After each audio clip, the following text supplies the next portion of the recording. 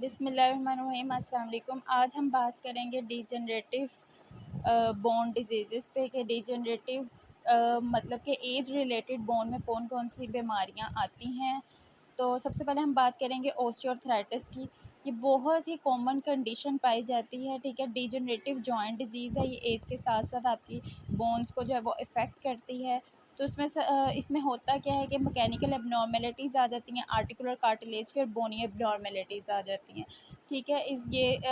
क्या patient complain करते हैं कि लार्जेस्ट जॉइंट जो है वो मोस्ट कॉमनली अफेक्ट होते हैं, specially shoulder, elbow, wrist, hand, सबसे ज़्यादा तो इनके जॉइंट्स अफेक्ट होते हैं।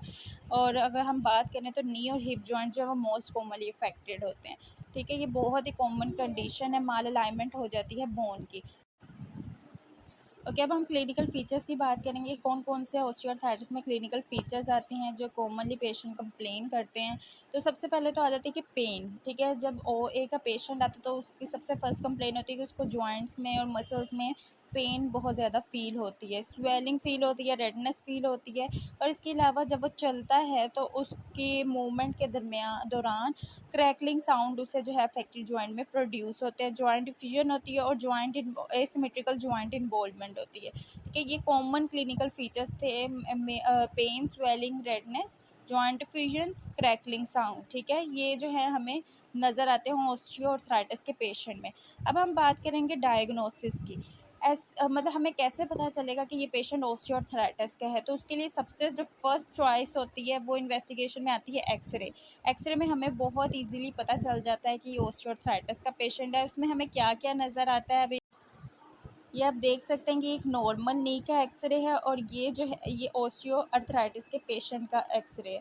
नॉर्मल में आप लोग देख सकते हैं कि जॉइंट स्पेस जो है वो नॉर्मल है, ठीक है। यूजुअली पेशेंट क्या कहते हैं कि जॉइंट स्पेस हमारी बढ़ गई है जिसकी वजह से हमें दर्द होती है, जबकि ऐसा कुछ नहीं होता। जो जॉइंट स्पेस होती है वो नेचुरली होती है। अगर ये जॉइंट स्पेस आपकी ख़त्म हो जाती है ना, तो दोनों जॉइंट्स जो हैं, बोन्स जो है वो आपस में रगड़ खाएंगे और आपको दर्द होगी, चलने में भी प्रॉब्लम होगी। इसलिए जॉइंट स्पेस नॉर्मल होती है। अब देखेंगे नॉर्मल एक्सरे था। अब यहाँ अगर हम बात करें तो ये देखें, ये नॉर्मल एक्सरे नहीं है, ये ऑस्टियोआर्थराइटिस के पेशेंट का है। देखिए जॉइंट स्पेस भी कम हो गई है और इसके अलावा बोनी स्पर्स बने हुए हैं जो कि जॉइंट्स के इर्द गिर्द हैं। मतलब बोनी स्पर का मतलब ऑस्टियोफाइट्स जो हैं वो बन गए हुए हैं। तो ये था हमारे ऑस्टियोआर्थराइटिस के पेशेंट का एक्सरे।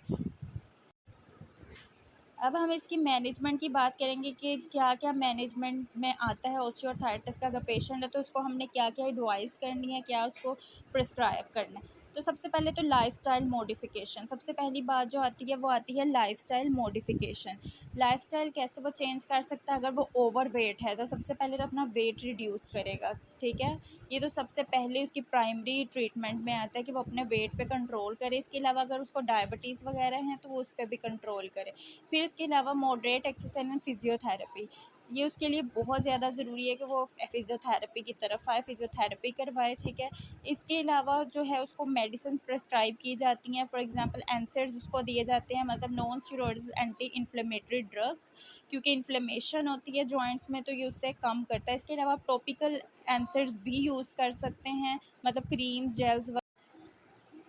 फिर उसके अलावा जो है हम बात करें तो इंजेक्शंस भी कॉर्टिकोस्टेरॉइड्स के जो हैं वो लगाए जाते हैं जॉइंट्स में, ताकि इन्फ्लेमेशन और पेन को कम की जा सके। क्योंकि कुछ लोग मेडिसिन खाना नहीं पसंद करते तो उनको डॉक्टर्स जो हैं वो इंजेक्शंस की तरफ लाते हैं, इंजेक्शंस लगाते हैं। सबसे जो कॉमन इंजेक्शन लगता है जॉइंट पे वो हाइलुरोनिक एसिड का लगता है, ताकि वो आर्टिकुलर कार्टिलेज की नॉर्मल फंक्शनिंग की तरफ ले आए। लेकिन एक्यूट केसेस में ये बहुत इफेक्टिव है, लेकिन लेट स्टेजेस है अगर इस डिज़ीज़ की तो उसका टेम्परेरी इफेक्ट होता है।